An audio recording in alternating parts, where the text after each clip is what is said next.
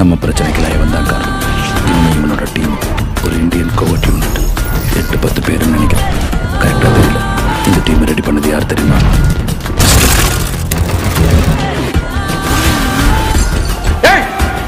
பேசி சைலண்ட்.